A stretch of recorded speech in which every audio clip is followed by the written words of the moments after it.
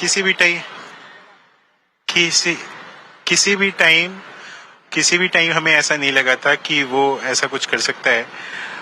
Even वो इतना brave था कि कभी किसी सिचुएशन में फंस जाता था, ही always comes in front of me कि अरे क्या हो गया, ऐसा कुछ, क्या दिक्कत है तुझे, मैं बैठा हूँ, मेरे होते हुए तुझे क्या दिक्कत हो सकती है, like that.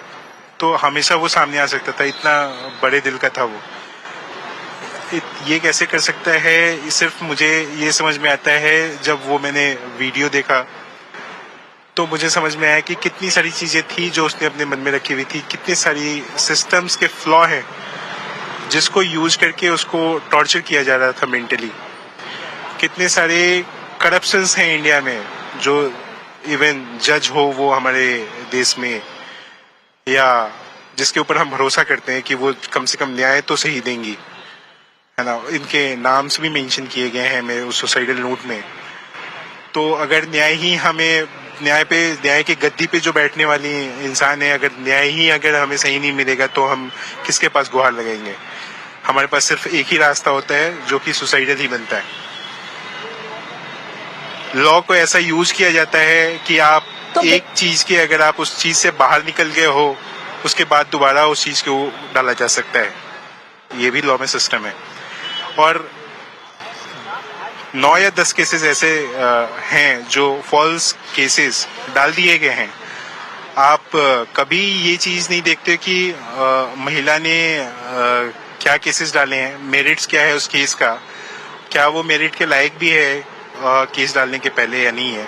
Because advocates are there, law को की जितनी धज्जियां उड़ाई जा सकती हैं वो उड़ाते हैं।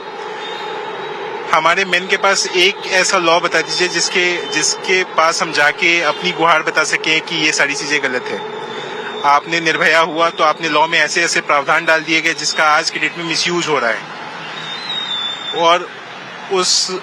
और ये एक ऐसा बताया जाता है कि शादी कर लो और उसके बाद जो है वो डिवोर्स लेने का कहानी आती है, और डिवोर्स लेने के बाद आपको 50% का राइट मिल जाता है कि you get 50% of husband's earned money as husband's assets।